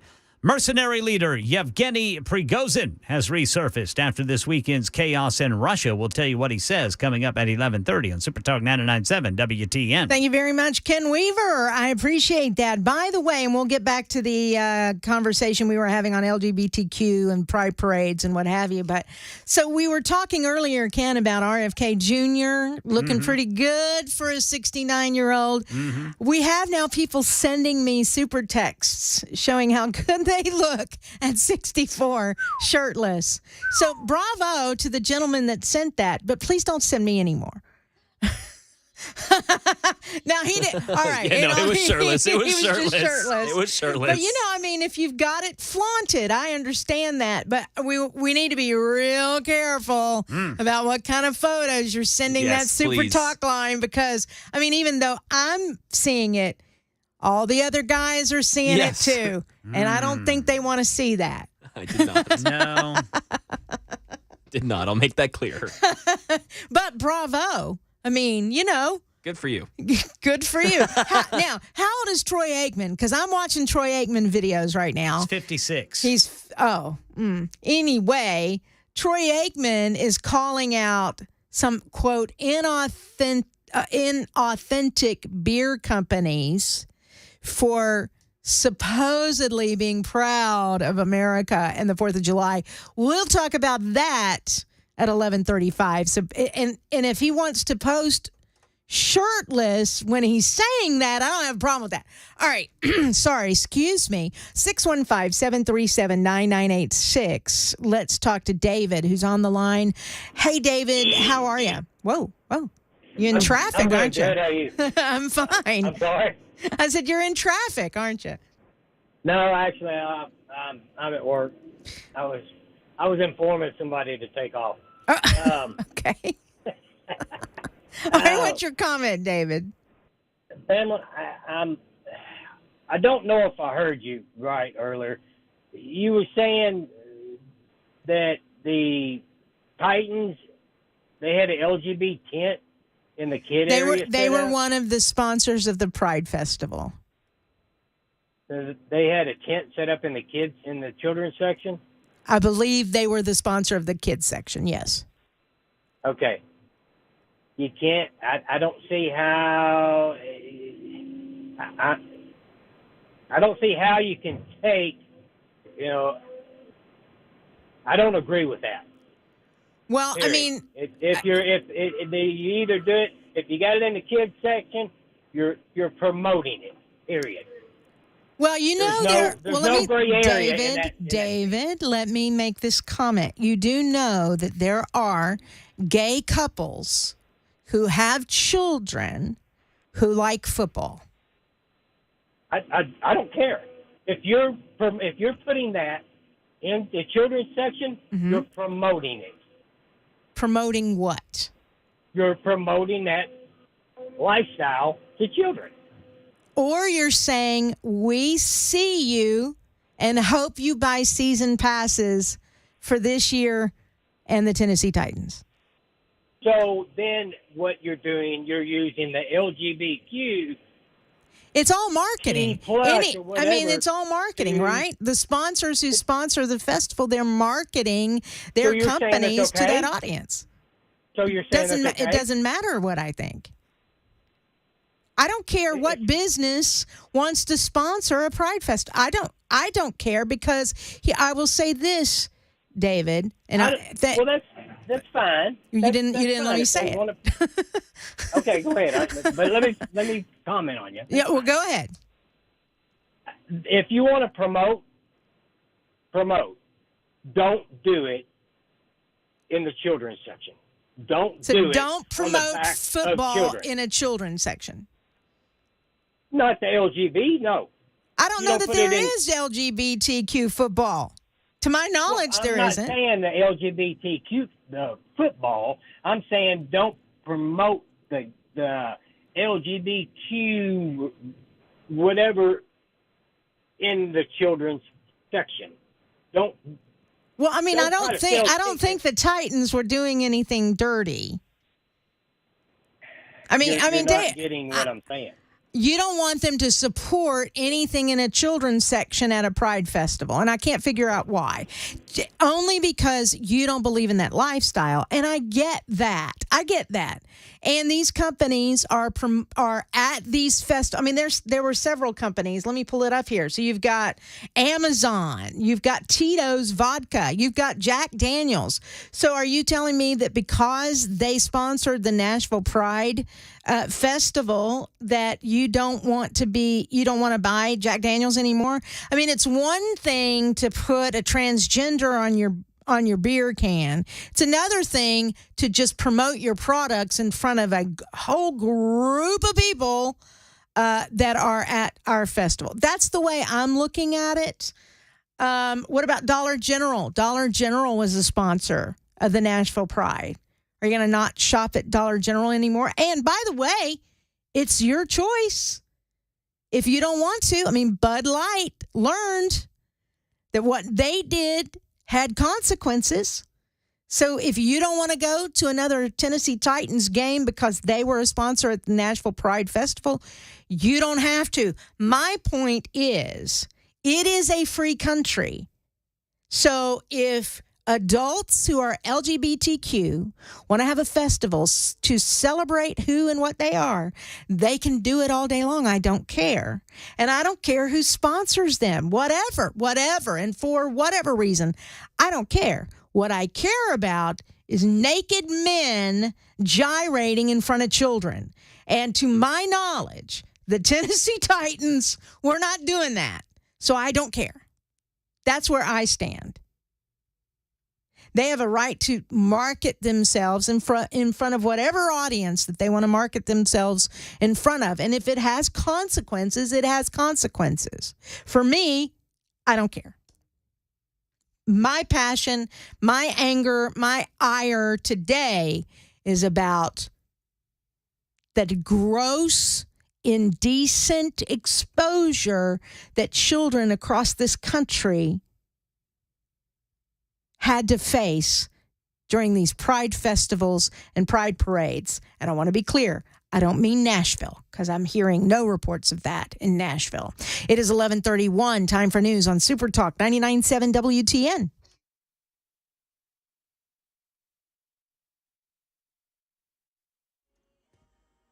I'm Ken Weaver with your top stories, and that delay is back to an hour now in Murfreesboro. If you're eastbound 24, you've got the right lane blocked because of a stalled vehicle right there at the New Salem Highway. That's exit 80. That is where there was a dump truck on fire as well.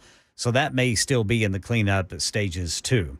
Mercenary leader Yevgeny Prigozhin has resurfaced after this weekend's chaos in Russia. Prigozhin says he wasn't marching his troops out of Ukraine to Moscow instead to overthrow Vladimir Putin. Rather, he says it was in protest for what he says were mistakes made in the special military operation. That's what they're calling the war on Ukraine over there in Russia. The suspect accused of killing 5 people in the mass shooting at an LGBTQ nightclub in Colorado, Anderson Lee Aldridge, pleading guilty to murder charges at his arraignment today. He'll serve 5 life terms without the possibility of parole. That's the latest news. Weather's next. I'm Ken Weaver, WTN News. Hey folks, Paul Winkler here. One of the things I like to do for investors is educate them, because the more educated I believe that you are as an investor, the more peace of mind you have, the less you worry, and the more successful you're likely to be as an investor. So here goes another education. If we look at a lot of these investment portfolios, like these target date funds out there or portfolios put together by big mutual fund companies, they'll often use something called a total market fund. And you think, wow, I own the whole market in one mutual fund. Matter of fact, there's a really popular video out there on YouTube that says you can get by with just a couple mutual funds and you can be totally diversified. Nothing could be further from the truth. What's going on here is this. One of the things we know as an investor is that you have small companies out there and you have large companies out there. You have growth companies and you have value companies. I taught this in a previous video. We expect more return from small companies than we do large because they have to pay more to use your money historically. Value companies have to pay more to use your money historically as well. Now, what happens with total market funds is they weight based on the size of the company. Well, that would mean that a bigger company would represent more of the portfolio. So graphically, it would look something like this. The fund would look like this. That there's a ton of money in really big companies and there's almost no money in really small companies in those portfolios. So it's not really diversified. Do they own them? Yeah, they own them, but they almost have no money in them. So when these do really well, you're not really getting the benefit from it. What we would be better served doing is investing in various areas of the market and holding different types of funds to be more balanced between these areas. That's what academic research shows us, is if we can hold these areas more separately, then we end up with a better risk-return experience. So this is one of the things that we teach people. We like for you to understand this because the more you understand it, the less you're pulled astray from the investing industry that's typically all about selling you things. Yeah, total market fund, it sounds really good. Not necessarily so great in practice. Now, if you want to find out a little bit more and learn more about investing so that you're a more educated investor, why don't you take us up on a free 15-minute phone call? Go to paulwinkler.com. It's paulwinkler.com. You can set up one in any of our offices, our 10 offices around the Nashville area. There's one near you, most likely. Set that up. Come see us. We love to educate investors. I think you'll be happy you did.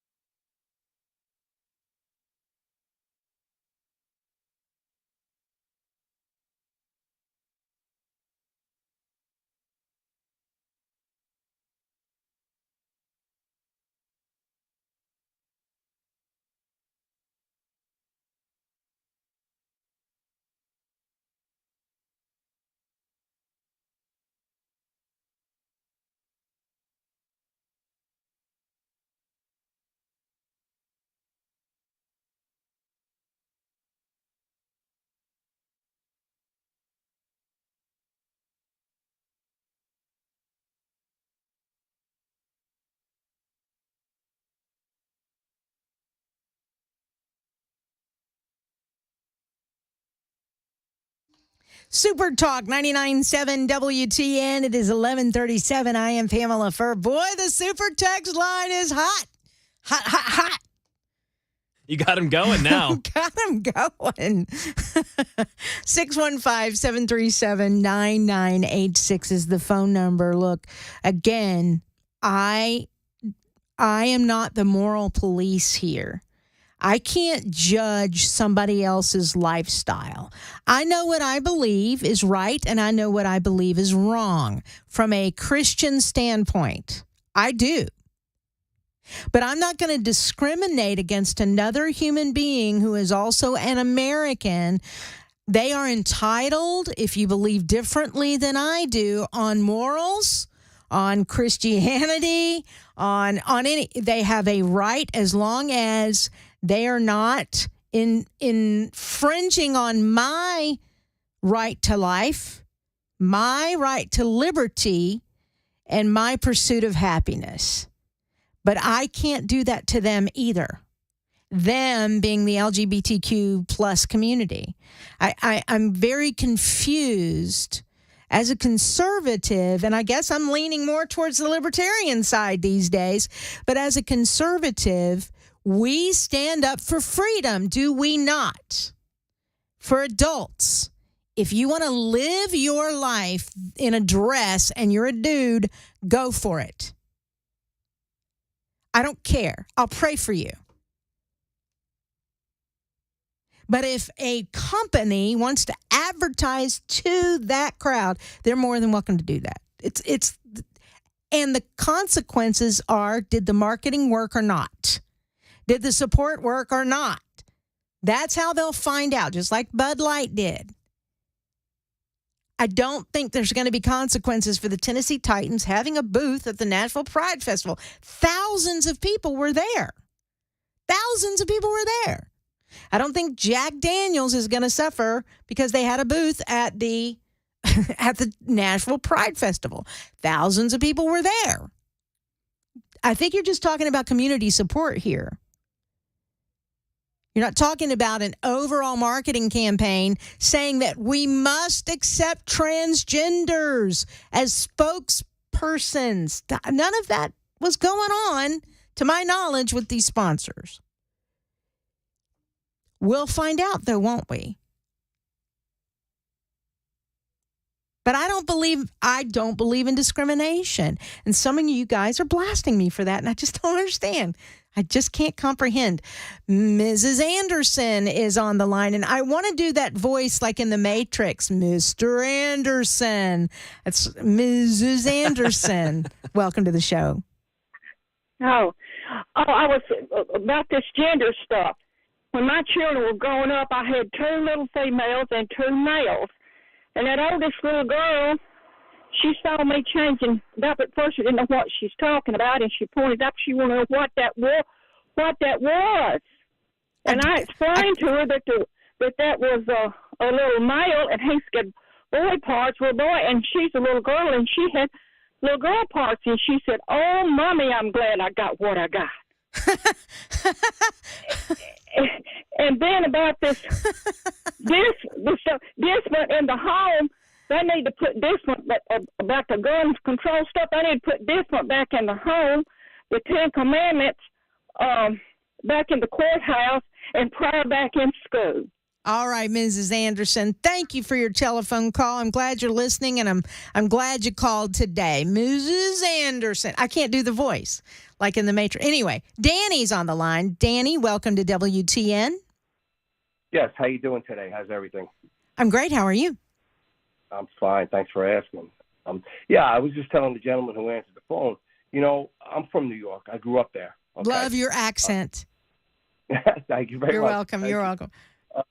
I got down here just after New Year's of 21, and I was living down in Gallatin. Now I live in Lafayette, and look, it's the best decision I ever made.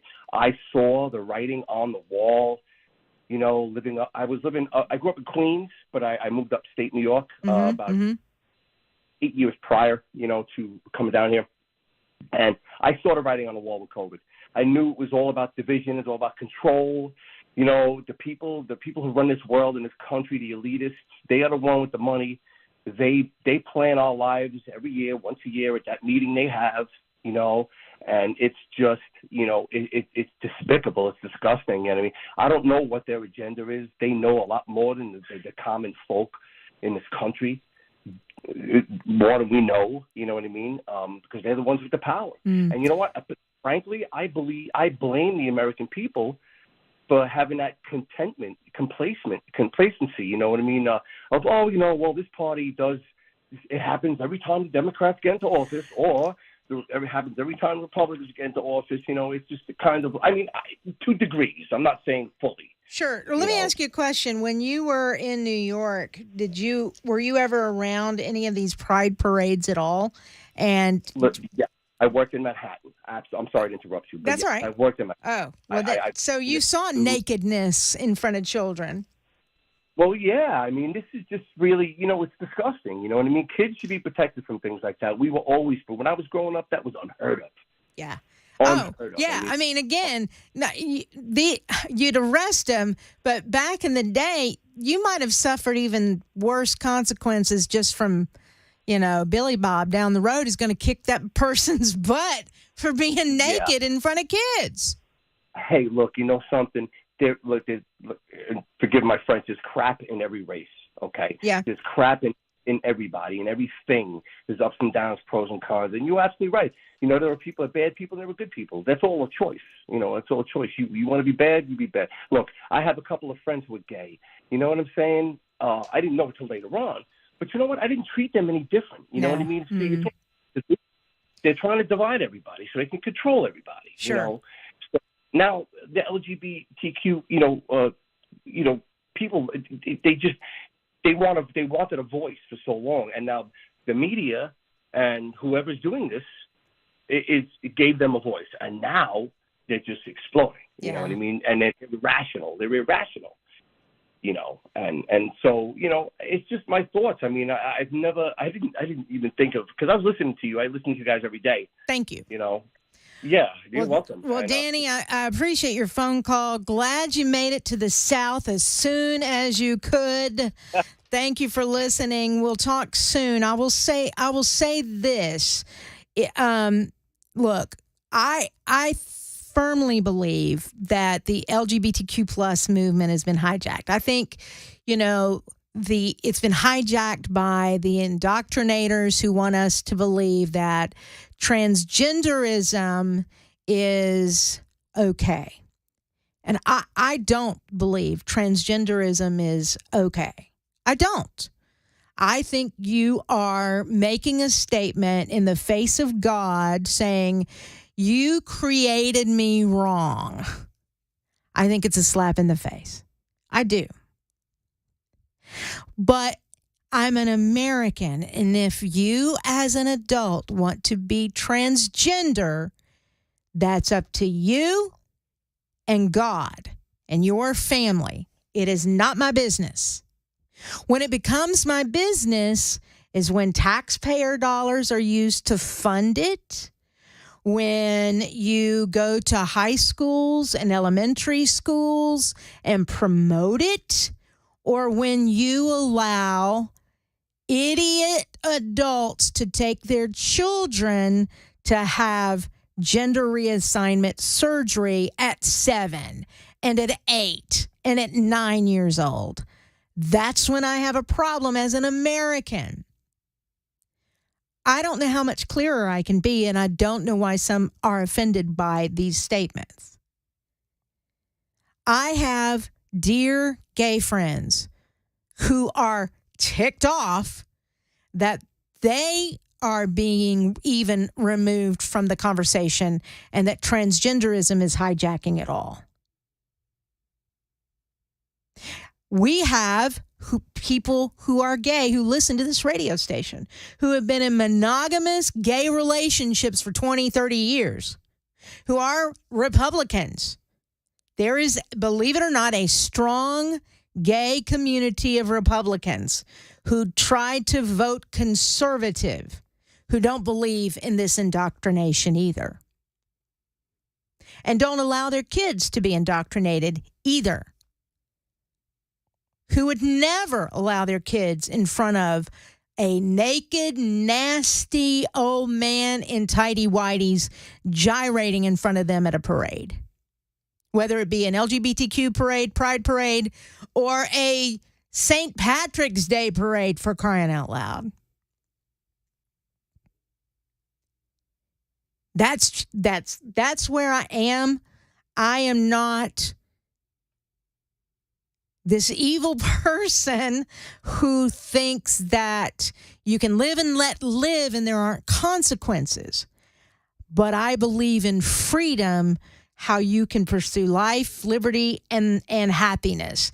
You have a right to life, you have a right to liberty, and you have a right to pursue happiness in this country. And I have no business telling you what to do with your adult life. That's the way I believe. I'm going to pray for you. I'm going to pray for you, but I'm not going to tell you what to do. You have to answer to God. Unless you're hurting children or exposing yourself to children, then this little redhead has a real problem with you. And I will advocate for being arrested. I hope they search those nasty people down and arrest them like they did in the January 6th protest. And those protesters, how they looked at facial recognition technology and arrested these people. I hope they do that in these cases, at these pride parades and these pride festivals across the country. All right. I know people are calling. We've run out of time. I got to take a deep breath. You can super text. You can always send me an email, Pamela at 997WTN.com. You can find me on the socials as well if you have a comment. But we're going to visit with Matt Murphy here in just a minute if you'll stick around on Super Talk 99.7 WTN.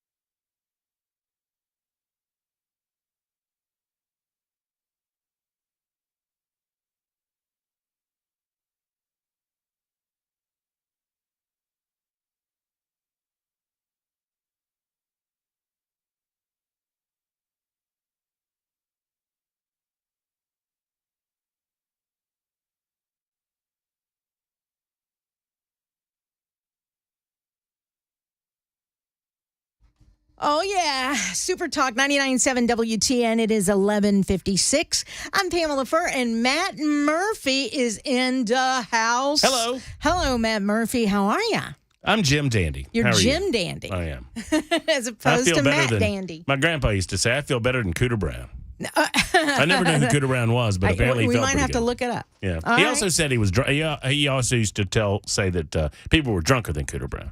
I've heard that one. That's Cooter the Brown one got I've around. heard. That's all I know. Anyway, how are was you? the man. How was your weekend? Pretty good. You Good. missed the pool party. I know did, you and had I things hated to it. do, but I was out of yeah, town missed in the Montgomery. party.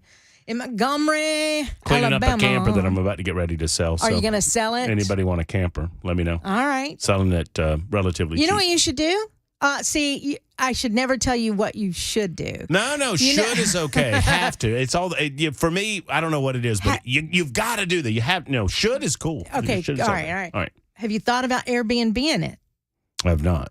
Because there are people that I know that Airbnb campers. Mm-hmm. And, Be a good idea. You know what I mean? My father-in-law's thought about Airbnb in it while it's been on his property.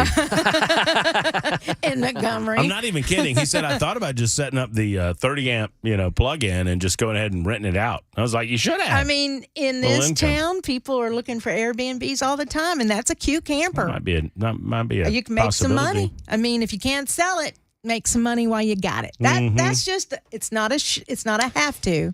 It's just a suggestion. All right, what you got coming up?